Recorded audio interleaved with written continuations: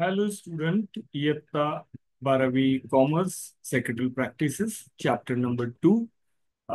पहिला व्हिडिओ तुम्ही पाहिलाच असेल. हा दुसरा लेक्चर आहे.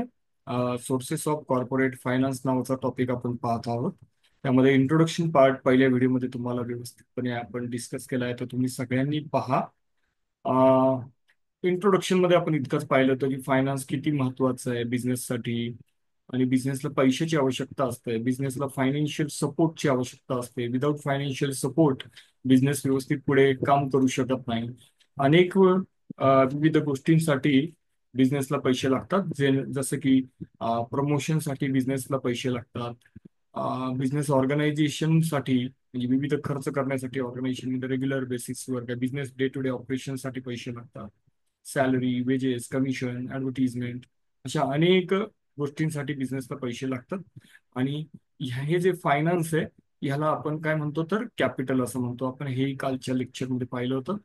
प्रत्येक बिझनेसला कॅपिटलची आवश्यकता असते. कॅपिटल शिवाय बिझनेस सुरू होऊ शकत नाही. आणि मनी फॉर्म मध्ये किंवा असेटच्या फॉर्म मध्ये आपल्याला कॅपिटलची आवश्यकता जास्त असते. इवन मोठमोठ्या ज्या कंपन्या आहेत, ज्यांना आपण जॉईंट स्टॉक कंपनी म्हणतो. असं का म्हणतो? कारण ते 11वीत शिकलोय की अनेक लोक शेअर्स मध्ये कंपनीच्या पैसे गुंतवतात आणि तो पैसा कंपनीला मिळतो. तो कंपनी भांडवल म्हणून वापरते आणि कंपनी त्यातून बिझनेस करते, day to day operation carry out करते. आणि ऑफकोर्स मॉडर्न बिझनेस ऑर्गनायझेशन चं एक स्वरूप आहे जॉईंट स्टॉक कंपनी. हे पण आपण काल पाहिलं होतं. आणि कंपन्या चालवायला मात्र भयंकर मोठं भांडवल लागतं बरं का. हे काल आपण डिस्कस केलं होतं कालच्या लेक्चरमध्ये. त्यानंतर कॅपिटल कसं आणायचं ही एक मोठी प्रक्रिया आहे कंपन्यांच्या केसमध्ये. So capital formation is a process of collection of the capital and of course ते कॅपिटल आणल्यानंतर कुठे वापरायचं हेही कंपन्यांना ठरवता आलं पाहिजे. So capital formation is the process of collecting the capital from the variety of the sources according to the financial plan of the company. कंपनीने योग्य पद्धतीने प्लॅनिंग केलं पाहिजे की बा मी पैसे कुठून आणणार आहे आणि कुठे वापरणार आहे. फार सोपं आहे. ठीक आहे. सो जॉयस्टॉक कंपनी अनेक विविध ठिकाणून काय करते ना, भांडवल उभं करते. ते खाली दिलंय पहा तुम्ही चार्ट एकदा पुन्हा, की sources of finance based on the various types of the capital. So दोन पद्धतीचे मेनली कॅपिटल असतात.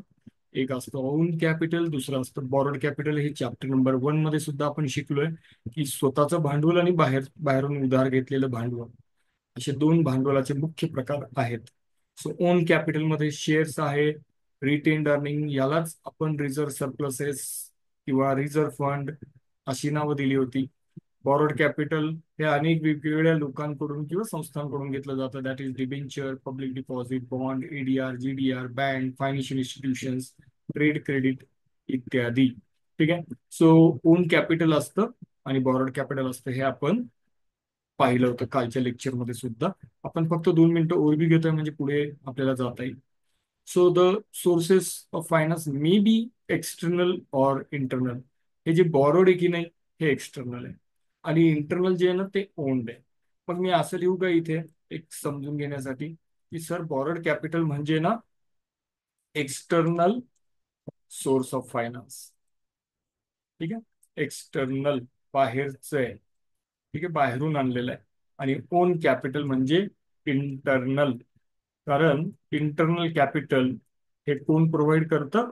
कंपनीचे मालक प्रोव्हाइड करतात, म्हणजेच सभासद, म्हणजेच इक्विटी शेअर होल्डर.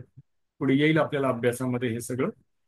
पण कालपर्यंत आपण पान नंबर 14 पूर्ण कंप्लीट केलं होतं. आता 2 मिनिटात आपण थोडीशी रिव्हिजन करून घेऊ. ठीक आहे. चलो. So sources of owned capital, स्वतःचं भांडवल जे कंपनी आणते ते कुठून आणते बरं? है ना, बहुत बडा क्वेश्चन आहे सर. 12वी आपण शिकतोय. आपल्याला सगळ्या प्रश्नांचे उत्तर पटापट पटापट काढता आले पाहिजे अभ्यास करून, है की नाही. So sources of on capital, the capital raised bye the company with the help of the owner, that is share holder, is called as on capital or ownership capital असं म्हटलं. असं भांडवल जे कंपन्या सभासदांकडून उभं करतात त्याला म्हटलं जातं ओन कॅपिटल किंवा ओनर्स कॅपिटल. सभासद हे कंपन्यांचे मालक असतात.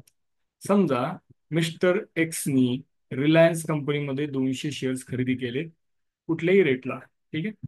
सो जे काही पैसे मोजले असतील ते 200 शेअर्स खरेदी करायला ते दिले आणि त्यांनी कंपनीचे शेअर्स खरेदी केले. आता हा माणूस जो आहे एक्स, हा रिलायन्स कंपनीचा काय झाला माहितीये का, 200 शेअर्सचा मालक झाला. म्हणजेच हा मिस्टर एक्स 200 कंपनीचे शेअर्स म्हणजे 200 शेअर्स घेऊन रिलायन्सचे हा मालक झालाय. याचाच अर्थ त्या व्यक्तीने मिस्टर एक्सने रिलायन्सला 200 शेअर्स खरेदी करताना भांडवल पुरवलंय. ठीक आहे. गृहित धरू आपण फॉर एक्झाम्पल की 200 शेअर्स 40,000 रुपयाला घेतले. गृहित धरायला काय जात आहे, 40,000 रुपयाला हे 200 शेअर्स खरेदी केले. तर 40,000 रुपयाचं भांडवल रिलायन्समध्ये कोणाचं आहे, मिस्टर एक्सचं आहे. जाऊ दे, मी स्वतः भरत सर है ना, तर मी काय केलं माहितीये, मी स्वतः रिलायन्स कंपनीचे लाखभर रुपयाचे शेअर्स खरेदी केले. मी 1 लाख रुपयाचा शेअर्सचा मालक आहे कंपनीमध्ये. इमॅजिन, उद्या तुम्ही सुद्धा समजा भरपूर पैसे कमवले आणि पैसे कमवल्यानंतर काय करणार तुम्ही, मोठमोठ्या रिलायन्स सारख्या, टाटा सारख्या, TCS जी कंपनी फार फेमस आहे, टाटाची कंपनी, अशा कंपन्यांमध्ये तुम्ही काय केलं, जर पैसे गुंतवले तर तुम्ही त्या कंपनीचे मालक होणार आहात, आहे की नाही. जेवढ्या रुपयाचे शेअर्स खरेदी केले तेवढ्यापर्यंत तर मालक झाले की नाही. तर हे असं असतं शेअर कॅपिटल कंपनीचं. सो कंपनी अनेक लोकांकडून भांडवल उभं करते, अनेक लोकांकडून, भारतभर किंवा इतर देशात सुद्धा कंपन्यांचे सभासद असू शकतात बरं का. So the capital raiser by the company with the help of the owner that is share holder is called owned capital or ownership capital. ठीक आहे. असं भांडवल की जे कंपनी स्वतःच्या मालकांकडून घेते. मालक कोण असतात, सभासद. हा, तर त्यांच्याकडून घेते, सभासदांकडून. अशा भांडवला म्हणायचं ओन कॅपिटल. स्वतःचं भांडवल, कंपनीचं हक्काचं भांडवल, हक्काचं असतं की नाही, हा, तर तसं भांडवल आहे. और ओनरशिप कॅपिटल, ओनरशिप कॅपिटल म्हणजे काय, तर कंपनीचं स्वतःचं अगदी घरचं हक्काचं भांडवल आहे. ठीक आहे. सो तसं आहे हे. त्यानंतर पुढे जाऊया. The share holders can purchase the shares of the company and supply the necessary capital. आत्ताच सांगितलं की नाही मी तुम्हाला, मिस्टर एक्स किती रुपयाचे शेअर्स घेत होता, मिस्टर एक्सनी शेअर्स घेतले से 40,000 ना, आपण 40,000 म्हटलं. So share holder can purchase the shares, कोणाचे, कंपनीचे. जेव्हा शेअर होल्डर कंपनीचे शेअर्स खरेदी करतो की नाही, तेव्हा एक प्रकारे शेअर होल्डर कंपनीला काय प्रोव्हाइड करतो, सप्लाय करतो, भांडवल सप्लाय करतो. म्हणजे तुमच्या खिशातले पैसे गेले कंपनीच्या खिशात, आहे की नाही. सो कंपनीला भांडवल मिळालं, तुम्हाला काय मिळालं, तुमची गुंतवणूक झाली. एकाची असेट दुसऱ्याची लायबिलिटी. लक्षात ठेवा, अकाउंटन्सीमध्ये पण येणार आहे. तुम्ही जे कंपनीमध्ये शेअर्समध्ये पैसे गुंतवता ती तुमची असेट आहे, पण जे कंपनीमध्ये पैसे गुंतवले गेले ती कंपनीची काय आहे, लायबिलिटी आहे. कंपनी शेअर कॅपिटल बॅलन्स शीटच्या लायबिलिटी साईडला लिहिते, हे हळूहळू कळेल. ठीक आहे. पण share holder purchase the share of the company. मला वाटलं की 1 लाख रुपयाचे शेअर्स मला रिलायन्समध्ये खरेदी करायचे. मी एका ब्रोकरकडे गेलो, त्याला म्हटलं बाबा हे 1 लाख रुपये घे, रिलायन्सच्या कंपनीचे शेअर्स मला खरेदी करून दे. घेतले. रिलायन्सकडे 1 लाख रुपये गेले. माझी इन्व्हेस्टमेंट झाली, पण रिलायन्सला काय झालं, भांडवल मिळालं. माझं इन्व्हेस्टमेंट शेअर होल्डरची रिलायन्सचं भांडवल आहे. सो मी काय करतोय माहितीये, मी कंपनीला कामकाज करण्यासाठी विविध ठिकाणी पैसे गुंतवण्यासाठी थोडक्यात माझ्याकडचे पैसे देतो. सो कंपनीचं ते भांडवल पुरवतो कोण, माझ्यासारखे माणसं. मी कोण, शेअर होल्डर. मी कोण, सभासद. मी कोण, मी ओनर ऑफ द कंपनी. ठीक आहे. अशा अनेक नाव आहेत, है ना. So it is a one of the form of owned capital. ठीक आहे. सो शेअर कॅपिटल हा ओन कॅपिटलचाच एक प्रकार आहे. ठीक आहे. शेअर कॅपिटल हा ओन्ड कॅपिटलचा एक प्रकार आहे. पॅराग्राफ मध्ये काय दिलंय, अनादर form of on capital is retained earning. काय होतं, कंपनी सगळेच पैसे डिव्हिडंड म्हणून, लाभांश म्हणून देऊ टाकत नाही. सो कंपनी काही प्रॉफिट मधला जो हिस्सा आहे तो स्वतःकडे ठेवते, त्याला म्हटलं जातं रिटेन्ड अर्निंग्स. ठीक आहे. आपल्याकडे ठेवलेले पैसे, थोडक्यात रिझर्व, थोडक्यात जनरल रिझर्व, थोडक्यात रिझर्व फंड, अशी नावं आहेत त्याला. सो प्लीज अंडरस्टँड, तुमच्या ह्या रिटेन्ड अर्निंगला काय काय नाव आहेत बरं? हा, काय नाव आहेत सर? सो रिटेन्ड अर्निंग ना, याला काय काय नाव आहेत? याला नाव आहे रिझर्व्ह, याला नाव आहे रिझर्व्ह पण, याला नाव आहे जनरल रिझर्व्ह, यालाच नाव आहे रिझर्व्ह अँड अँड सरप्लस. अशी बरीच नाव आहेत आणि अजून एक नाव देऊन टाकतो, अक्युम्युलेटेड प्रॉफिट, असं पण एक नाव. की नाव आहेत बापरे. सर एवढी लक्षात ठेवायची? जेवढी शक्य तेवढी लक्षात ठेवा. Another form of owned capital is retained earning. Retained earning हा प्रॉफिट मधून बाजूला काढून ठेवलेला हिस्सा आहे कंपनीने, जो इंटरनल किंवा ओन्ड कॅपिटल आहे. ठीक आहे, इथं वरती सुद्धा पाहिलं होतं आपण मागच्या पॅराग्राफमध्ये. इथे जर नीट पाहिलात तुम्ही तर लक्षात येईल, रिटेन्ड अर्निंग आणि शेअर्स, ठीक आहे, हे दोन्ही काय आहे? ओन्ड कॅपिटल आहे, ओन्ड कॅपिटल. ठीक आहे. सो रिटेन्ड अर्निंग आणि शेअर्स हे दोन्ही काय आहे? ओन्ड कॅपिटल, स्वतःच कंपनीचं हक्काचं भांडवल आहे. ठीक आहे. तर पुढे जाऊयात आपण परत आपल्या मेन मुद्द्यावर. It is also non as, it is also non as logging back of profit. It is also non as logging back of profit. तुम्ही नफा व्यवसायामध्ये काय करताय? भांडवलाच्या स्वरूपात परत आणताय थोडक्यात. है ना? तुम्ही नफा बिझनेसमध्ये ठेवताय. तुम्ही नफा सगळा वाटून टाकत नाहीये, तुम्ही नफा स्वतःकडे ठेवताय काही प्रमाणात. यालाच म्हणतात रिइन्व्हेस्टमेंट ऑफ द प्रॉफिट.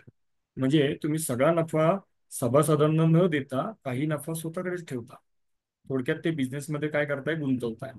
थोडक्यात हे तुम्ही बाहेरून कर्ज घेण्याचं टाळता. ठीक आहे. याला म्हणतात reinvestment of profit by the business of the company itself. Company स्वतःचा नफा स्वतःच्या कंपनीच्या कामकाजासाठी वापरते किंवा गुंतवते. ठीक आहे. याला म्हणायचं retained earning. So retained earning is a internal source of finance. जे काही पैसे आहेत, रिटेन्ड अर्निंग हा एक अंतर्गत स्रोत आहे कंपनीच्या फायनान्सचा. कंपनीला बाहेरून पैसे घ्यावे लागत नाही. कंपनी स्वतःच प्रॉफिट थोडंसं वाटून देते डिव्हिडंड म्हणून सभासदांना, आणि उरलेला जो पार्ट आहे स्वतः करता बिझनेस चालवण्यासाठी उपयोगात आणते. ठीक आहे. पुढे इथे दिलंय, owned capital is regarded as permanent capital. बघा, ओन कॅपिटलला किती नावं झाली बरं? ओन कॅपिटलला आम्ही इथे म्हटलं, इथे इथे इंटरनल सोर्स ऑफ फायनान्स, त्यालाच आम्ही इथे आता म्हणतोय परमनंट कॅपिटल. खाली इथे इथे परमनंट कॅपिटल, ओन कॅपिटललाच आम्ही म्हणतोय परमनंट कॅपिटल, कायमचं भांडवल आहे ना. सर असा एक प्रश्न येतो बऱ्याच वेळा की एखाद्या व्यक्तीने शेअर्स विकले, आणि तर मग कोणीतरी खरेदी करेल ना. सो कंपनीच्या भांडवलामध्ये काही बदल होत नाही, सभासद येतात जातात, भांडवल काय राहतं? इंटॅक्ट राहतं. ठीक आहे. So on capital is regarded as permanent capital. कायमचं भांडवल असतं हे, स्वतःचं भांडवल कायमचं बिझनेसमध्ये लावलेलं असतं कंपनीने. सभासद त्याला कॉन्ट्रीब्युट करतात, वेगवेगळे लोक कंपनीच्या भांडवलामध्ये शेअर्स खरेदी करून भर घालतात. ठीक आहे. So it is return only at the time of winding up of the company. हे भांडवल कधी परत सभासदांना मिळतं? कायमचं, जेव्हा कंपनी काय होते? कायमची बंद होते. समजा एखादी कंपनी जर कायमची बंद झाली, तर कंपनी कायद्याच्या नियमाप्रमाणे त्या कंपनीचे जे कोणी सभासद आहेत, शेअर होल्डर्स आहेत, ओनर्स आहेत, त्यांना त्यांच्या भांडवलाची रक्कम बऱ्यापैकी पूर्ण रक्कम देऊन टाकली जाते. फक्त कंपनी बंद झाल्यानंतर मध्ये आधी परमनंटली ती रक्कम काही रिटर्न करण्यात येत नाही. इक्विटी शेअर होल्डर्सच्या बाबतीत येईल पुढे आपल्याला डिस्कस करायला आहे सगळं. विषय थोडासा कॉम्प्लिकेटेड आहे, तुमचं फार जास्त लक्ष अपेक्षित आहे. एक दोन पॅराग्राफ बारीक बारीक राहिलेत, आपण ते डिस्कस करू आणि मग आजच्या लेक्चर इथे थांबूया. पहा बरं काय दिलंय. ओन्ड कॅपिटल इज, इथे इथे owned capital is in the form of share capital. Own कॅपिटललाच आम्ही भाग भांडवल सुद्धा म्हणतो. शेअर म्हणजे भाग आणि कॅपिटल म्हणजे भांडवल. ठीक आहे. सो शेअर कॅपिटल म्हणजेच भाग भांडवल. मराठीमध्ये शेअर्सला भाग म्हटलं जातं. ठीक आहे. So on capital in the form of share capital provides initial source of capital for the new company.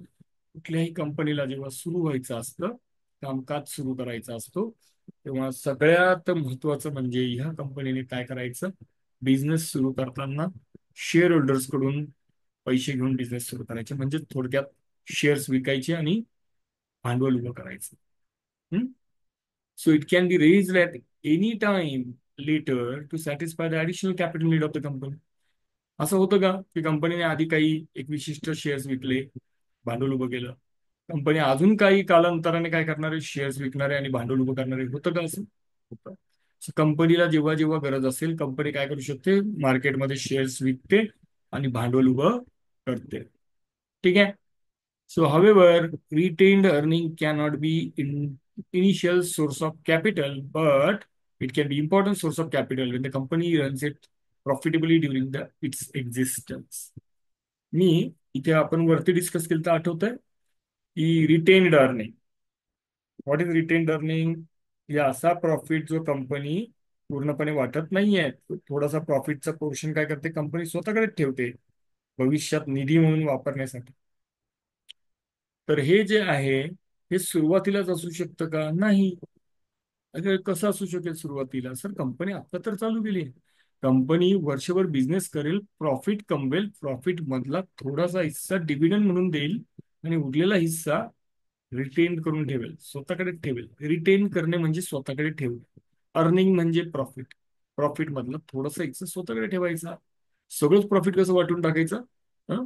So कंपन्या सगळं प्रॉफिट वाटत नाही, थोडं प्रॉफिट वाटते डिव्हिडंड म्हणून, पण बरंचसं प्रॉफिट कंपनी स्वतःकडेच ठेवते. आणि हे प्रॉफिट भविष्यात कंपनी आपलं फायनान्स म्हणून, भांडवल म्हणून वापरते. पण हे भांडवल कधी उभं राहतं बरं? हे भांडवल उभं राहतं जेव्हा कंपनी प्रॉफिटेबली बिझनेस करते. इथे दिले बघा, प्रॉफिटेबली बिझनेस करते. What is profitably? जेव्हा कंपनी सातत्याने नफा कमवते, तेव्हा कंपनीकडे असू शकतं रिटेन्ड अर्निंग्स, म्हणजेच जनरल रिझर्व, म्हणजेच रिझर्व्ह अँड सरप्लस, म्हणजेच रिझर्व्ह फंड, है ना. त्यालाच क्लॉगिंग बॅक ऑफ प्रॉफिट असंही वरती नाव दिलेलं आहे. पुढे जाऊ. So promoter decide share capital required by the company. बरं, शेअर कॅपिटल कोण ठरवतं सर? तर शेअर कॅपिटल हे कंपनीची जी कोणी प्रमोटर असतात, ज्यांच्याकडे आयडिया असते की कुठल्या टाईपचं बिझनेस सुरू करायचं आहे, ही माणसं काय करतात माहितीये, की ते ठरवतात की आपल्याला कंपनी सुरू करण्यासाठी किती भांडवल लागणार आहे. समजा मला सिमेंटची कंपनी चालू करायची आहे, सिमेंट मॅन्युफॅक्चरिंग कंपनी. किती भांडवल लागेल बरं? करोडो रुपयामध्ये भांडवल लागेल. पण हे कोणी ठरवायचं? मी ठरवेल. बाहेरची थोडी येणार आहे आपल्या बिझनेसला किती भांडवल लागतं हे ठरवायला. ठीक आहे. मला जर होलसेल कपड्याचं दुकान टाकायचं आहे, कोण ठरवणार भांडवल किती लागते? मीच ठरवणार. मला साधारण किती किती खर्च करायचा बिझनेस सुरू करण्यासाठी, मी ठरवेल ना. सो भांडवलाचा आकडा सुद्धा मलाच करायचा आहे. असा जो व्यक्ती जो स्वतःच्या कंपनीचं भांडवल ठरवतो, अशा व्यक्तीला आम्ही काय म्हणतो बरं? आम्ही म्हणतो प्रमोटर. प्रमोटर म्हणजे founder member of the company. हे कंपनीचे संस्थापक असतात. हे कंपनी सुरू करण्याच्या प्रक्रियेमध्ये प्रमुख भूमिका बजावणारे असतात. ठीक आहे. यांच्यामुळे कंपनी सुरू होते. आता रिलायन्स कंपनी कोणामुळे सुरू झाली? तर धीरूभाई अंबानीमुळे, असं आपण म्हणतो. धीरूभाई अंबानी कोण होते? अरे, व्यक्ती होते, माणूस होते, पण ते प्रमोटर होते, है ना. आपल्या एसपीच्या विषयामध्ये त्यांना काय म्हटलं जाईल? प्रमोटर. ठीक आहे. कंपनीचे मालक. This amount of share capital is known as authorise share capital किंवा नुसतं ऑथराइज कॅपिटल. प्रमोटर डिसाईड करतात की एकूण किती भांडवल लागणारे बिझनेस चालवलं, एकूण एकूण टोटल. त्या टोटल कॅपिटलला आम्ही म्हणणार आहे ऑथराइज्ड कॅपिटल. कारण हे ऑथराइज कॅपिटल एक कंपनीचं महत्वाचं डॉक्युमेंट आहे, जे 11वीला तुम्ही शिकला असाल. त्या डॉक्युमेंटला म्हटलं जातं मेमोरंडम ऑफ असोसिएशन. ठीक आहे. त्या मेमोरंडम ऑफ असोसिएशन मध्ये एक कलम आहे, एक क्लॉज आहे त्याला म्हणतात कॅपिटल क्लॉज, की भांडवल कंपनीने किती आणायला पाहिजे ह्याची नोंद असते त्या कागदाबद्दल. मेमोरंडम ऑफ असोसिएशन नावाचं जे कागदपत्र आहे त्यामध्ये किती कंपनी भांडवल आणणार आहे याची नोंद असते. ठीक आहे. सो एकंदरीत वरवर आपल्याला या पॅराग्राफ मध्ये काय कळतं, तर दोन पद्धतीचे भांडवल आहेत हे ना. त्यातलं ओनर्स कॅपिटल किंवा ओन कॅपिटल तेही दोन पद्धतीचं आहे. त्यामध्ये एक शेअर कॅपिटल आहे, दुसरं रिटेन्ड अर्निंग. शेअर कॅपिटल सुरुवातीला आणलं जातं आणि ते परमनंट कॅपिटल आहे, जे कंपनी फक्त वाइंडिंग अपच्या वेळेस म्हणजे कंपनी बंद होते त्यावेळेसच रिटर्न करते. आणि रिटेन्ड अर्निंग जे आहे ते कंपनीला प्रॉफिट झाल्यानंतर होतं. प्रॉफिट मधला काही भाग कंपनी स्वतःकडे ठेवते आणि तो भाग कंपनी भविष्यात स्वतःच्या व्यवसाय वाढीसाठी वापरते. आणि बरं, कंपन्या कोण सुरू करतात सर? कंपन्या सुरू करतात प्रमोटर. प्रमोटर म्हणजे कोण सर? प्रमोटर म्हणजे फाउंडर, ज्यांना कंपनी सुरू करायची आयडिया येते. ठीक आहे. KFC चा मालक जो कोणी व्यक्ती असेल, मी नाव विसरलो त्यांचं, पण KFC कोणीतरी सुरू केली की नाही, है ना. बरं जाऊ दे. फेसबुक कोणी सुरू केलं? Mark Zuckerberg. तर Mark Zuckerberg is a owner of Facebook. त्यांना ती कंपनीची आयडिया सुचली, ते प्रमोटर आहेत. ठीक आहे. So this amount of share capital is known as authorise share capital असं म्हटलं. जे काही भांडवल प्रमोटर ठरवतात त्याला ऑथराइज्ड शेअर कॅपिटल, त्याला अजून पुढे एक नाव आहे रजिस्टर्ड कॅपिटल, त्याला तिसरं नाव आहे नॉमिनल कॅपिटल असं म्हटलं जातं. ही नावं तुम्ही नोंदून घ्या तुमच्या वहीमध्ये व्यवस्थित, लेक्चर ऐकता ऐकता किंवा परत एकदा पॉज करून किंवा दोनदा तीनदा लेक्चर ऐकून नोंदवून घ्या तुमच्या वहीमध्ये हे सगळं. It is stated in the capital clause of the memorandum of association of the company. भांडवल मेमोरंडम ऑफ असोसिएशन नावाच्या कागदपत्रामध्ये नोंदवलेलं असतं. So let's learn in detail the various sources of owned capital. त्याला पुढच्या लेक्चरमध्ये, म्हणजे जे ऑफकोर्स तिसरं लेक्चर आहे, त्यामध्ये काय शिकायचंय की वेगवेगळे सोर्सेस कुठले ओन कॅपिटलचे, कुठल्या कुठल्या माध्यमातून आमची कंपनी भांडवल उभं करते. हं? कुठलं भांडवल सर? स्वतःचं भांडवल.